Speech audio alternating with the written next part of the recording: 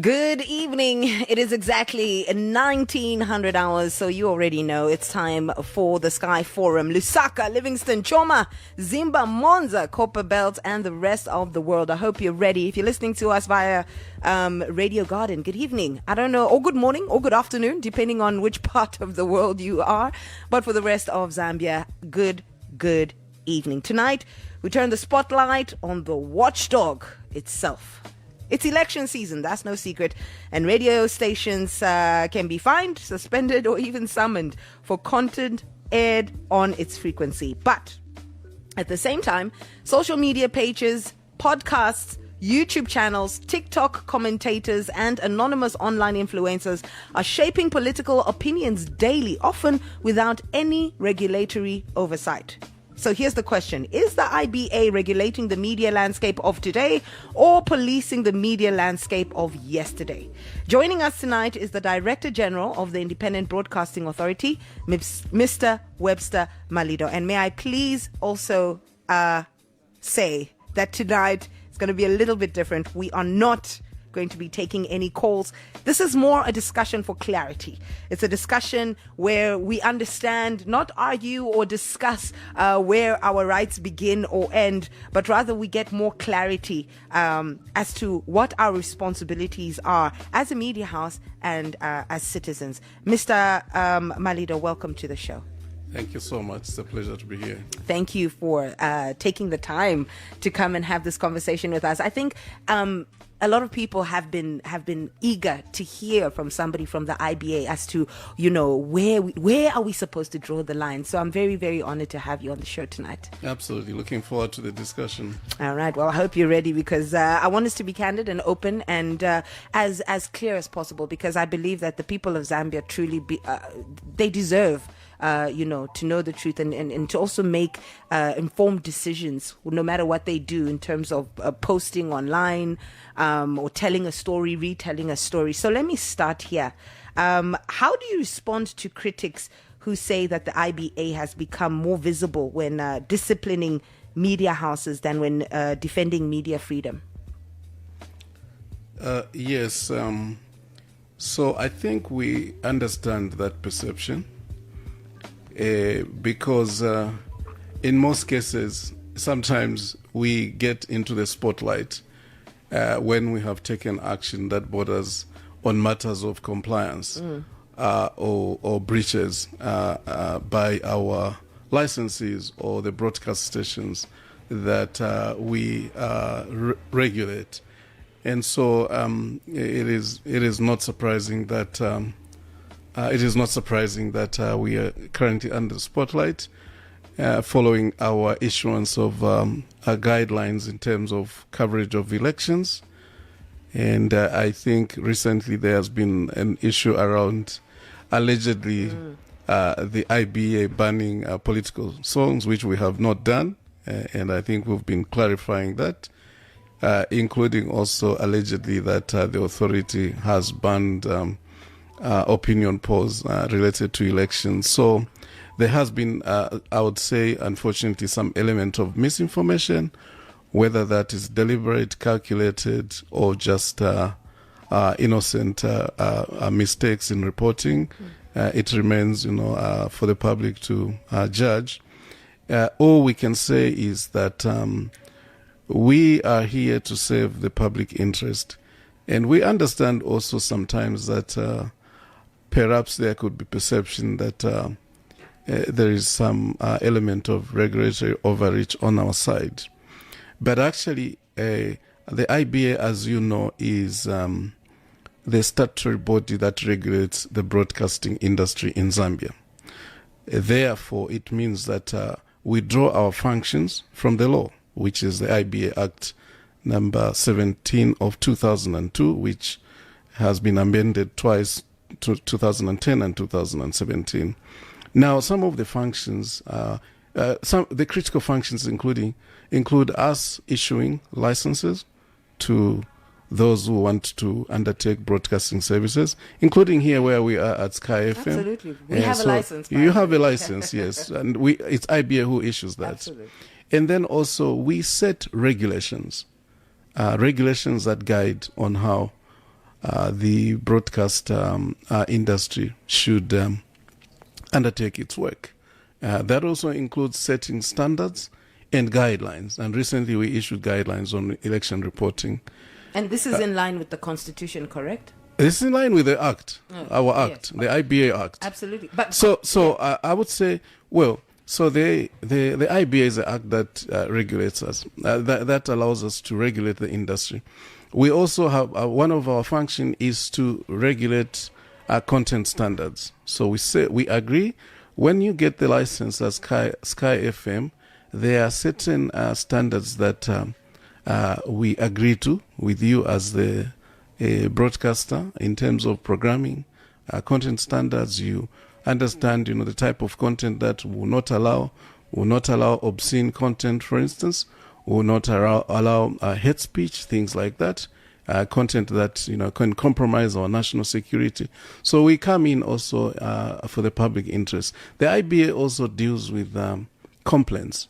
If your audiences have complaints on your station, they can first raise those complaints with the station with the hope that the station will deal with those complaints. And if the station does not deal with those complaints, then the complainant, is at liberty to escalate that complaint to IBA, and IBA will endeavor to resolve that complaint.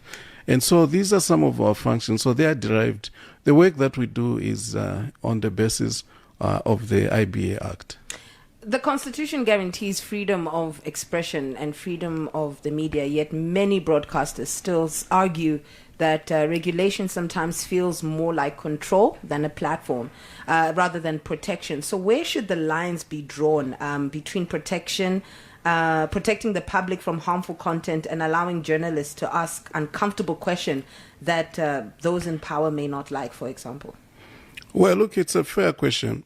So to start with, the IBA fully understands that the freedoms that the media or media houses or media professionals enjoy are derived from and guaranteed by our supreme law of the land, which is the Constitution, including the freedoms that the public or your audiences enjoy when it comes to the ability to freely express themselves, which is freedom of expression.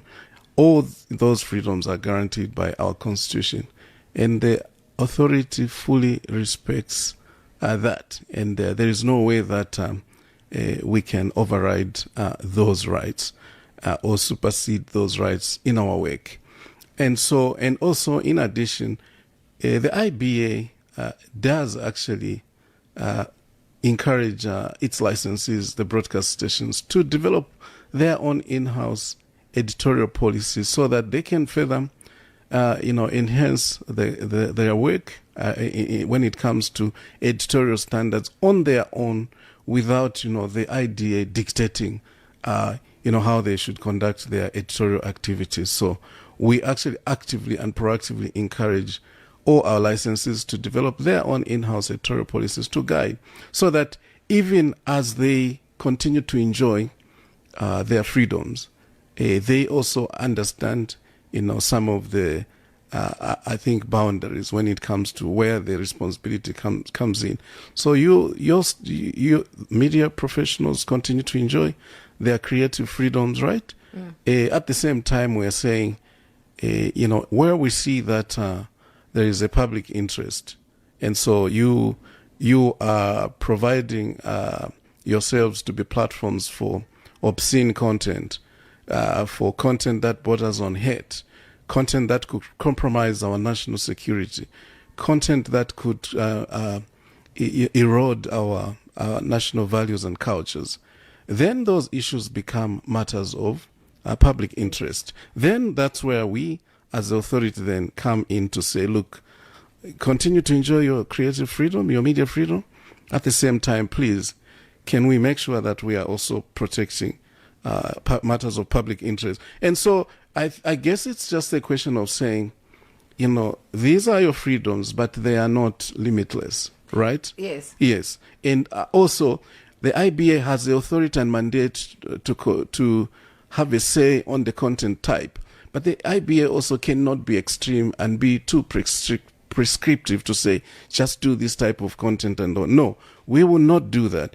Let's talk about the issue of the song. We did pick up a number of elements in that song, most of it bordering on hate speech, on divisiveness, and we did guide. We engaged with the station to say, look, we've taken a review of that song. Some of these elements could be problematic. Their station was quite understanding, and I believe that that same song, I think, as we speak, should be back on air. But they've taken our input into consideration. And made some edits here and there. Is that well, from what we've assessed so far. So what we're saying is that, yes, but we will not say that, we will not come and say, no, don't play this type of song. No. It is up to you. That is your freedom. Let's say a broadcaster exposes, hypothetically speaking, okay, so that we can put this into context as well from our point of from the standing of a media house. If a broadcaster exposes corruption, using incomplete, say for example, information, and later proves to have been substantially correct, should regulation punish the mistake or protect public interest? Well, look, we do not get into the specifics of how media professionals go about reporting and doing covering or uncovering, interesting stories. Scandalous stories. We don't really get into that. What we normally say is that, look, as you go about that, just make sure that you are still sticking to the basic tenets of good journalism.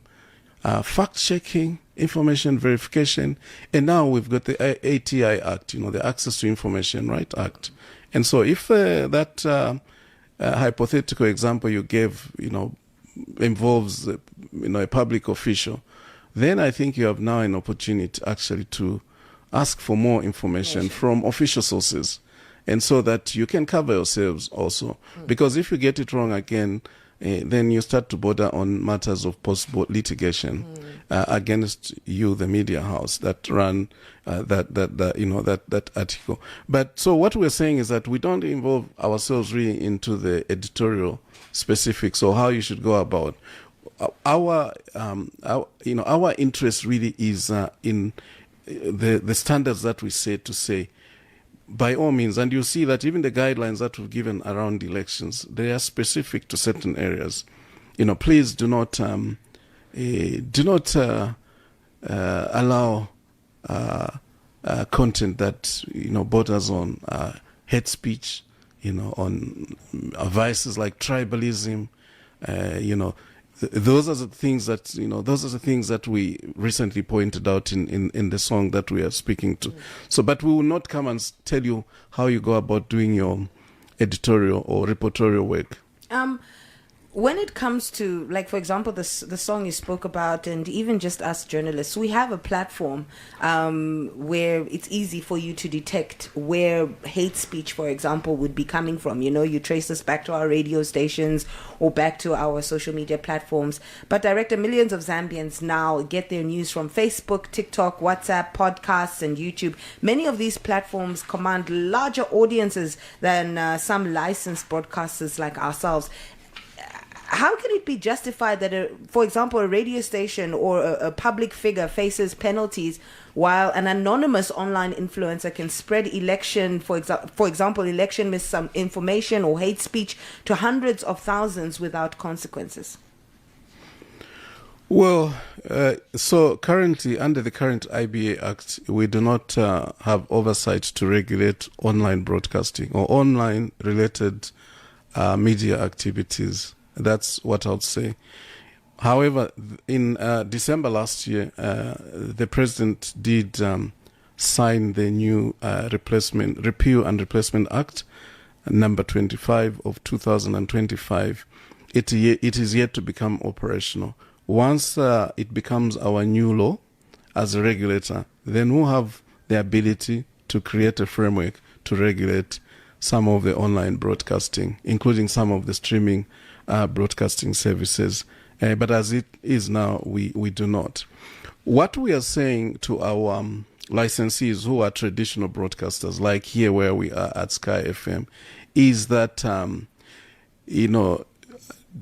do not get trapped, by the need, to be speedy and to, catch, fast news in the interest of, being the first one. If, you've just seen reports online, because sometimes, those who are running online platforms, including influencers, they are not held to the same standards as you are held. Absolutely, as and a it sometimes traditional. feels like we are competing with one hand behind our back, because we are, let me not, for lack of a better term, more or heavily monitored, Yes. compared to an independent, ordinary person who sees or gets some news somewhere and decides to post it online. Look, yes, there are higher standards expected of you, and also because there are conditions to your license. And so if those conditions are breached, if they border on certain practices when it comes to your content, then, the authority has oversight over that. And so I was just saying that, the other sort of individual influencers and those running online blogs on their own, they currently we do not have oversight. But now I think, as you know, there is a cyber security agency which has come into place. I believe that they are also taking a particular interest in that area. But until we are able, until the new Replacement and Repeal Act is in place, has become effective, we currently do not, have that mandate. The only thing we are urging our licensees is to say, do not just pick up anything that you see online onto your stations, because if it's proved not to be true and to be false, unsubstantiated, the burden is now on you, because you've brought in content that you picked online onto your stations, and then if that content is problematic, then you are also getting in trouble. And we're also saying that also you, Sky FM, if you are going to stream on social media or any other online platform, we're saying that also continue to stick to the same standards that we've issued for your traditional distribution of your content. We've had situations where certain politicians or public figures, especially in the political scenario, or rather scene, have rejected to appear on certain podcasts, for example, and preferred to feature on radio platforms. There's a curiosity around that as to whether podcasts operate under the same regulations as a radio station would, or do political figures fear podcasts because they tend to be a little bit more candid, a little bit more unregulated, to say the least. Well, look, again, we do not regulate podcasts, and what we've done also in our guidelines is to encourage the stations that we regulate to be, as much as possible, fairly accessible. We know that it might not be possible to say equitably accessible. Because radio stations tend to fear also, okay, maybe we can't ask this because that's why they didn't go there, because there they would ask, you know what I mean? How fair is it that we give, hard-hitting and truthful and factual information then? Well, I don't see why, if your questions that you are asking, if they are not injurious to the, reputation of your guest or the subjects that you interview, I don't see why you should not ask. If you are asking, hard-hitting questions around, for instance, you're challenging them. You are challenging them on maybe on what they've said in the past, and maybe you're challenging them on their inconsistencies when it comes to their political messaging, I don't see why that should be problematic. So where it just becomes a problem is where I think then you start to injure their reputation. You start to make unsubstantiated claims against them, and things that you cannot prove. That becomes problematic. But I think that I would say that it's really, we cannot say much on the podcast. We do not regulate them. But what we've seen also sometimes is that interviews that have happened on podcasts, some of them, they end up being replayed or relayed on traditional broadcasting stations, which is okay as long as those interviews do not have issues when it comes to some of the standards that we expect. Director, the 2026 elections are approaching, as we are all very aware of. We are anticipating them. And historically, election periods place enormous pressure on both regulators and broadcasters and the people alike. What does the IBA consider responsible election coverage? Yes, that's a very good question. So we have issued guidelines, and those guidelines, in the main, they speak to, again, as I was saying, it's just a reminder. These are not, we're not prescribing how media professionals should go about their work. And by media professional, we mean the media professional in the broadcast sector, because that is the industry that we regulate. We are just saying that be fair, be accurate, be truthful, be balanced. If you are, you're hosting different, political contenders, be balanced in how you run your programming and ask questions. We're also saying, because there's an emergence now of misinformation. You see that we announced that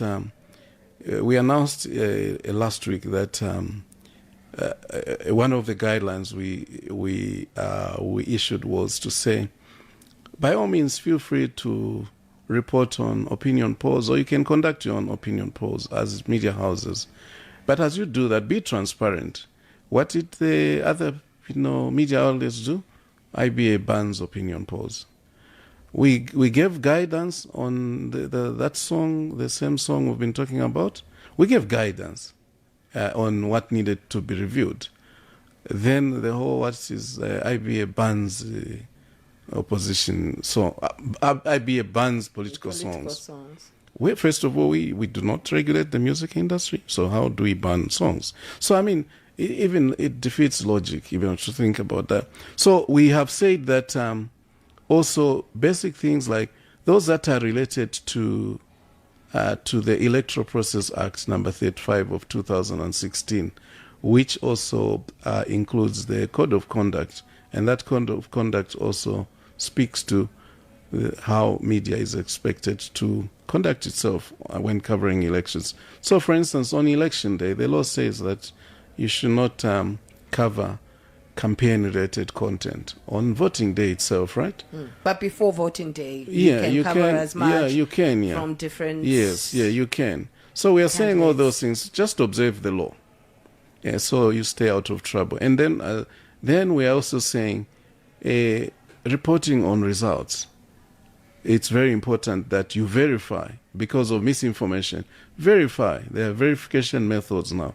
But also you can do this by making sure that you are reporting on results based on what is provided by officials who are actually part of the management of our elections. That's what we're saying. So also, misinformation and disinformation is a big thing. So we are saying that, please, our colleagues in the media outlets, in the broadcast stations, raise the bar when it comes to your ability to verify information, so that you do not end up reporting on information that is not true or accurate. Let's zone into that. What's the difference between disinformation and misinformation? Well, I would not. I'm not going to go into the definitions, but all I'm saying is that do not twist. Do not twist. The misinformation is deliberate. You just want to I believe you just want, you know what the truth is. But you deliberately conscrew the truth, yes, mix it up. Yes, absolutely. Yeah. So that we get into that space, and but what we're saying is that because also you can mislead the voting public, and sometimes voters, they make decisions on the basis of the information available to them. So can you imagine that what you've given is wrong information, but it has swayed how they will vote, right? So it also interferes with the legitimacy of the electoral process. Okay. When politicians accuse media houses of bias, who decides where political reference ends and journalistic judgment begins? Sorry, repeat the question again. When politicians accuse media houses of being biased, hey, you guys, you only cover UPND, you only cover a certain party, you only cover this party, etc., etc. Meanwhile, a media house is simply trying to, cover what's given to them, what is accessible to them at the time. For example, who decides where political preference ends and journalistic judgment begins?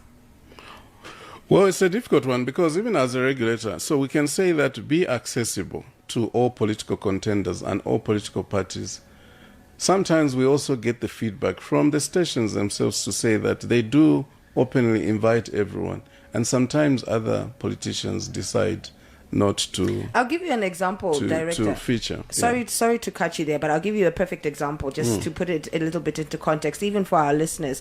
Sky FM is well known in the Southern Province. Yes. We dominate the Southern Province. Yes. I'm very confident That's in your home saying ground. that. That's our Yeah. home ground. Yeah. And we do know the political parties that have strongholds in the Southern Province. And so people tend to think that Sky FM is affiliated to that particular political party, especially when we have guests belonging to that party, especially when we play, adverts or jingles for that particular party. So that's how does a media house express itself without being biased and having a stronghold in an area like the Southern Province that is it's politically attuned to a certain party. You know what I mean? Because we don't want to be called biased, but the fact of the matter is our stronghold is in the Southern Province. So again, to help, one of the first guideline speaks to being as much as possible fairly accessible to all political parties and all candidates, right? That's our message in those guidelines. So we understand that there will be strongholds for political parties, but at the same time, if there are candidates from different political parties canvassing for votes, wanting to send out their ideas or messages through your platforms, again, we believe as a regulator, you use your best judgment when it comes to the need for you, to be seen, to be fair to all contenders, and so maybe we can't go into the political stronghold debate. All we'll say is that that yes might be the reality, but at least you as a radio station or as a broadcast station, please do endeavor to be fairly accessible to everyone. So would you say that if two political parties each accuse the same station of favoring the other side, like these ones say, oh, you favor this side, this one say you favor that side, could that actually be evidence that the station is doing its job properly? I'm not sure I want to endorse that that statement, but the only thing I can say is yes. But because I think there is value in the fact that you are a platform that all political contenders would like to utilize to communicate to their would-be voters, and so there will be, you are likely to have those, unfortunately, those debates. And whether they are subjective or objective, I think maybe, I would restrain myself to, to comment further. But I would just say, I will go back again to what I said in our guidelines. As much as possible, we are saying, be fair, be as much as possible accessible to all those who are participating in these elections. Director, what assurance can you give Zambians that regulatory decision during the election period will be guided by law and not political pressure? We can give you 100% guarantee that as we do our work on a day-to-day basis, routinely, the fact that we are having elections does not change how the IBA operates. The IBA operates pretty much within the confines of the IBA Act. Every decision that we make on stations, whether it's when we call stations for hearings over compliance-related matters, when we issue directives, when we issue caution, all those actions are derived from the provisions of the Act. Then there's also a process that is followed, which is guided by the Act. So any such decisions will go through a very thorough, rigorous process. In most cases, we'll call the station for a hearing. There will be probably a subcommittee of our board or one of our committees, which is licensing and compliance committee. Will give the station an opportunity to be heard on matters that the authority has raised. And then those matters, if they need to be escalated to the board, if they've not been resolved at committee level, they will be escalated all the way. And even when the board has made a decision on a station, and which could be, border on I'll say on punitive consequences, including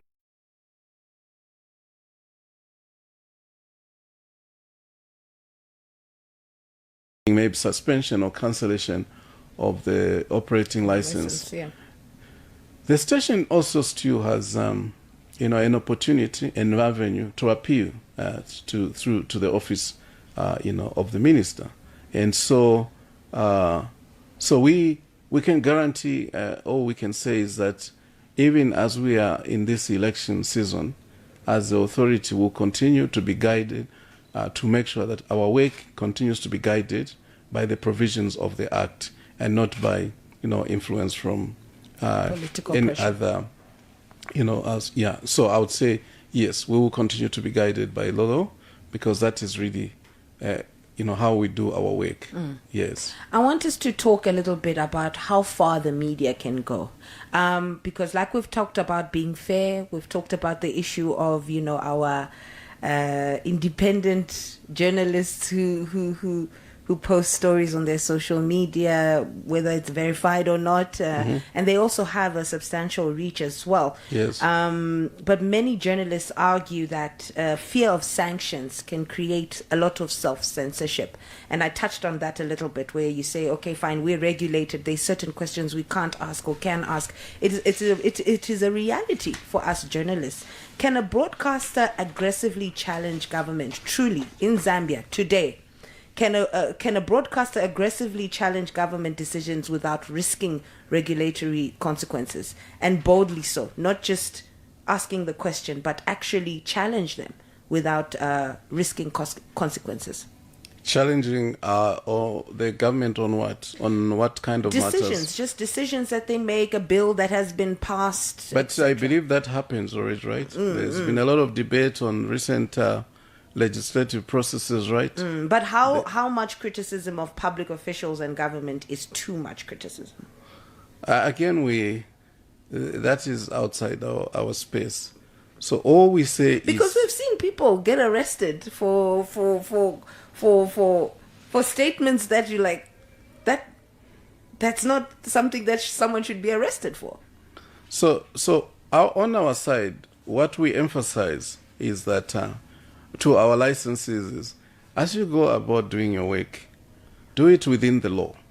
Within the law, our own law, and other subsidiary laws. So if you're going to do your work and then it borders on obscenity, for instance, then you have to answer to the law. If you're going to do your work and you start venturing into matters of that could compromise national security, then you have to, unfortunately, you have to deal with the law. Consequences. So it's the same. If you have to do content that is contrary to our values, our morals, and our culture as a nation, then then answer to the law that deals with those matters, right? Yes. We always say, I'll keep repeating myself, all we say is that do your work responsibly, professionally, and most importantly, within the confines of the law. Let me ask you some. Maybe this might be a bit sensitive, but I would really love you to try and answer this one. Does the IBA believe that journalism should merely inform citizens or actively hold those in power accountable? Well, journalism has many functions. So I think the primary, I would say, is to inform, right? So it's very important, the work that you play, you guys in the journalism profession, it's very important that people are informed at every point, because really information is very important to know what is happening in the world, to know what important things one should be aware of, happening around, to educate, right? It's very important. In fact, media is considered one of the, primary institutions of socialization. The moment these kids now, you see, even 1-year-olds, now they can play with tablets. So media, they start watching cartoons. It's part of socialization. So education, part of socialization, it's very important. And so that, then there is entertainment, right? Also, it's a big piece actually. And your audiences sometimes they are segmented into those who just want information, they'll focus on news. Those who want to learn, maybe they'll go on history, National Geographic, education, and entertainment. Yeah. Those who want to watch, sports and all that, and movies, then entertainment. For me, I think if you can continue to play those key functions of the work of journalism, I think that's important. Whether how you inform involves an adversarial approach to how you interrogate your news sources, and whether those are public or private officials, I think really, I would say that we do not want to really, I think, get into that discussion. But if you are fulfilling those key functions that the work of a journalist involves, which is inform, educate, entertain, we believe that I think you are doing your mandate correctly. The IBA mandates a 35% local content quota. How many compliance penalties have you actually sued for content violations this year? Because we continue obviously to monitor for local content obligations through our routine monitoring exercises, and where violations where violations are identified, our response may range from compliance advisories, warnings, to formal sanctions, and depending on the severity and the frequency of the breach. So at the moment, I would say that the detailed statistics for the current year will only be reflected when we do our annual report, which is much later. And so we do not have yet the specifics, but it does not mean that we do not. We actually do monitor for compliance, and we engage directly where we see deviations from these requirements. Okay. Director, the law demands a blackout period before voting. What is your operational plan when an unlicensed online content creator with hundreds of thousands of followers posts purported exit polls on Sunday morning, for example? What do you do then? Yeah, I think we spoke earlier again that the digital environment definitely presents a significant regulatory challenge globally, not just in Zambia, by the way, right? And so, as I said earlier, the IBA does not regulate the online space under the current legislative framework. And so, breaches that occur in the online space, they will fall under other laws like the cyber crime laws. Yes. And then in the case of elections, this may also fall actually under the Electoral Code of Conduct, which is managed through the Electoral Commission of Zambia. Right. So we'll just, encourage, I think we've said in our guidelines, for the same reasons, that be careful on how you report on results, because the law, the Electoral Process Act, and through the Code of Conduct, does have some restrictions. So, and we work very closely with the Electoral Commission of Zambia in this area to ensure that there's compliance, especially when it comes to traditional broadcasters. Speaking of traditional broadcasters, there's also non-traditional broadcasters. Everyone is a journalist these days, and there are Zambians. There are Zambian online news channels on YouTube with the subscriber bases that dwarf traditional FM stations. Under the new 2025 Act, have you issued a single form notice demanding that these massive online only networks register for an online broadcasting license? Yes, sure. This is very important. So as I said earlier, the 2025 Act has not yet been operationalized or become effective yet. When it's in full force, we expect that such notice will be issued where applicable. So we will set the parameters of what online broadcasting standards should be brought into our regulatory remit. Yes. And you know that the next generation is a tech generation. We've touched on that earlier on in the interview. So if the generation driving this election has completely migrated from FN dials to mobile apps, is the IBA inevitably presiding over a dying medium? God forbid. So the truth of the matter is that traditional broadcasting is certainly undergoing major transformation. Absolutely. Yes, yeah, that's true. But I think in Zambia it still remains critically important, especially for rural access. So there's millions of Zambians who still rely on radio for information, public information, emergency communication, even local language programming. Radio is still the avenue. But we are not saying that we're not taking cognizance of the reshaping of the industry with the evolution of technology.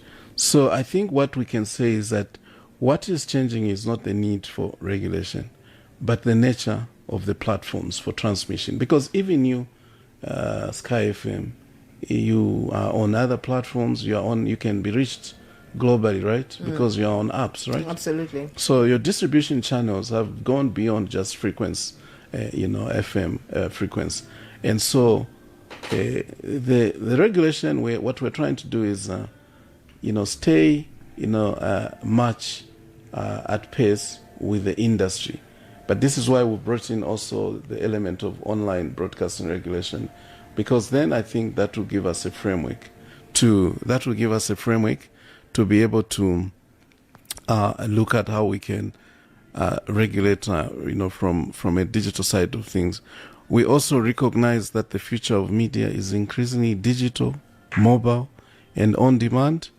And so that is precisely why regulatory adaptation and modernization are now, I think, central priorities for us as a regulator. And so I think while these changes are happening, again, as I said, it is encouraging also to see that traditional media houses are also undergoing significant investment through, multiple solutions that, have also opened up in terms of what we are seeing, the investments even here at Sky FM. So we wouldn't say that broadcasting, I think broadcasting per se is not a dying medium, but it is just evolving. Okay.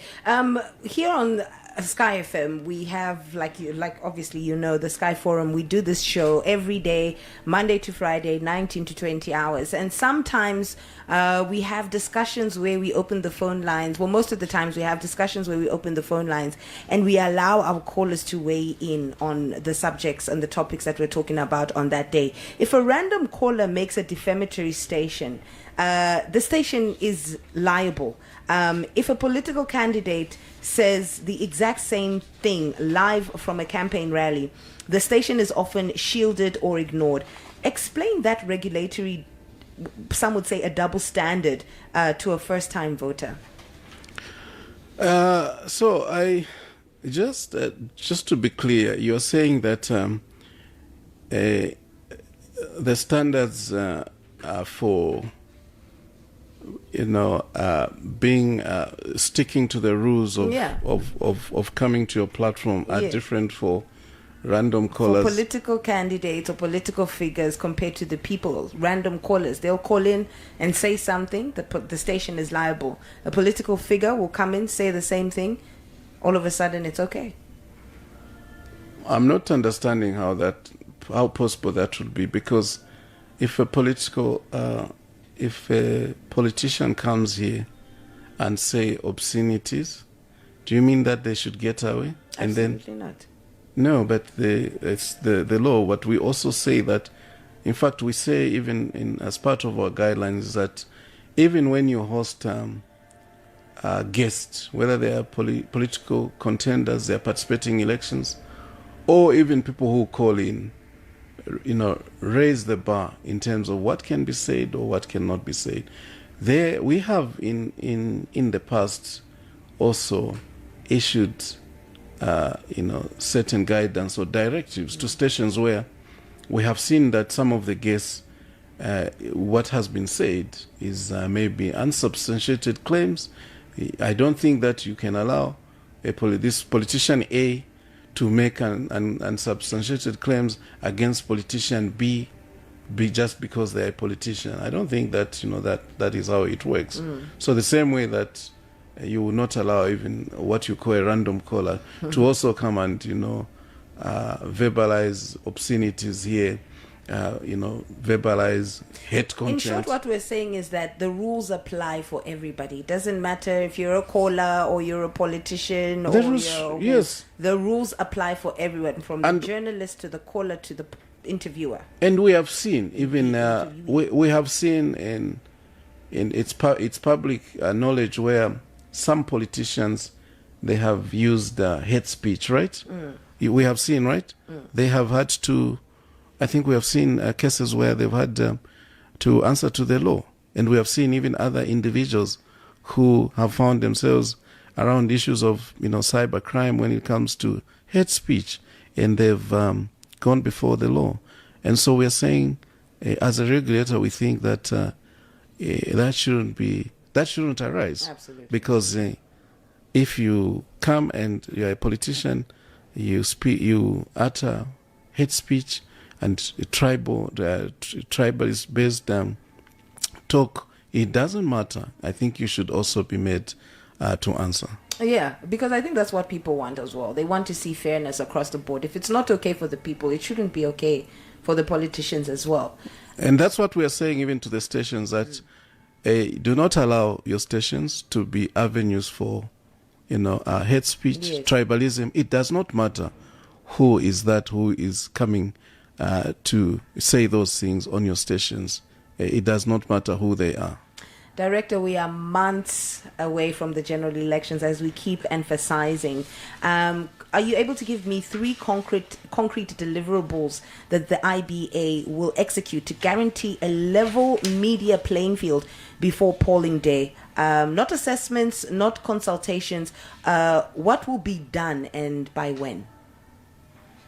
Well, okay. So what we've done is that we've run training programs for media houses, and we'll continue to run those training programs on general, best practices on how to go about reporting on elections or covering elections responsibly. We have also worked with partners like Panos Institute of Southern Africa to support media houses when it comes to their ability to verify information so that there is accuracy in what is, what is being reported. You have seen also we have issued practical guidelines to the stations in terms of how they should go about reporting. In addition, at the IBA, we are setting up a dedicated team. We are putting together a dedicated team that will monitor the broadcast stations between now up to all the way into election, post-election, to make sure that there's compliance to standards that we have set and to the guidelines that we have issued. But we'll also work, very collaboratively and support the stations where we see that, there are possible breaches. We will have those engagements and redirect each other in terms of the expected standards as broadcast our broadcast colleagues continue to report and cover elections. I want to before, as we're coming to the end, I want to ask you from your end, do you believe that Zambians in general have trust in the media in Zambia, that we actually do deliver honest, true, and credible information? The message I'll say, I would want to believe, and I do believe actually, that I think there's a fair population that still relies on media for information, useful information to make their decisions. And I think we believe that traditional media outlets particularly should still retain a fair level of trustworthiness from audiences. And this is why we are saying, please, as traditional broadcast houses, continue to do your work the way you do it. We are just reminding each other to say that when you report truthfully, accurately, fairly, in a balanced way, you are likely to continue to retain higher public trust levels. And that is all we are saying. So we're not teaching, we're not here to prescribe, rules or to teach you how you should do work. We're just saying that, where you draw your trust from in terms of the trust and that your audiences have placed in you, it is based on how you do your work. Would you say that some of the biggest threats to media's credibility come from inside or outside of the industry? Well, no, I wouldn't say that, but I would say that I would probably look at both internal and external factors without going into the specifics. But if I would look at some of the internal factors, I'd say that this is something that we continuously encourage our licensees to continue to build the capacity of their professionals, so the in-house professionals. So remember that if there are challenges in terms of the skills and the capacity of the people that work in the stations, then you are likely to face issues that border on quality when it comes to the professional nature of the work here. But so this is why we emphasize on the need for continuous building of skills and capacity in-house, right? Yes. And so no shortcuts. Yes. But also for you to continue to invest. And we understand that broadcasting is, quite not a cheap undertaking. There's investment that has to go in. You have to invest in your ability to transport your reporters so they can actually go and talk to real people and confirm news with the real officials and real people. And so all that, that is more like internal. And then so the investment in terms of both human resource and financial and, technology, all these things that you do, your ability to reach audiences from any part of the globe. Externally, yes, sometimes we would say there could be external factors, and maybe you have no control over those factors. But we will not, we want to believe that I think as a media house, you probably have figured how to deal with both those internal and external sort of shocks that might affect how you do your work. Yeah, so basically the IBA is more concerned about everybody maintaining professionalism, basically. Absolutely. And that standard of journalism that ensures that, we're staying within on the right path and within the law. Yes, that really ring fences your profession, but also gives you, that public trust, which really I think is, you want that to be kind of, your basis, so when you are reporting, your audiences should know that for sure, if I've heard this, I heard it on Sky FM, that must be the truth. So you don't want, to start to sow seeds of doubt in your work. Absolutely. Especially if you compromise in some of the, quality and standards of your work. Thank you so much. Director, this is the part of the show that I like to call rapid fire. I think the conversation that we've had has unpacked quite a few questions that even just the people, because we didn't take any calls, so I was like, I'm going to throw in a few that I know the people might have wanted to ask. But at this point, I like to play rapid fire. It's where I ask you a series of questions and you answer in the shortest possible way. Yes, no, maybe the longest 5-word sentence, just so that we can get a concrete a concrete picture of where you stand concerning these matters. Straight to the point. Are you ready? Let's try. Let's try. Nothing to be afraid of. Don't worry. I think you'll be able to answer these pretty smoothly. All right. So the first one is freedom or regulation. Yes or no? Freedom or regulation, actually. Which one? Freedom. Freedom. Tougher penalties or more education? I'll say more education and collaboration. Okay. Podcast or radio? There could be a blend. Okay. Neutrality or advocacy? I think I'd say, depends on context. Both could work. Okay. Biggest threat to media credibility today? Sorry? What is the biggest threat to media credibility today? Biggest threat to media credibility? Can we come back to that? Okay. I'll think about that. Do you think social media should be regulated? Oh, it's a long debate, but I believe there are parts of it that border on the need, for oversight. All right. Is misinformation winning? It might not yet have won, but we need to keep a guard. Okay. Can Zambia have too much media freedom? I think Zambia has a fair level of media freedom. Are journalists getting bolder or more cautious? I would say that I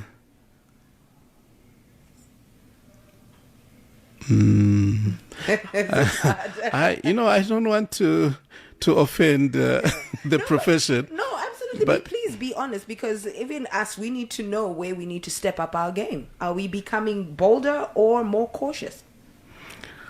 I believe that our journalists should be more bolder. Okay. And I have sat sometimes in sessions where I feel that they should have asked more questions. And instead of shying away. Yes. Well, I think after discussions like this,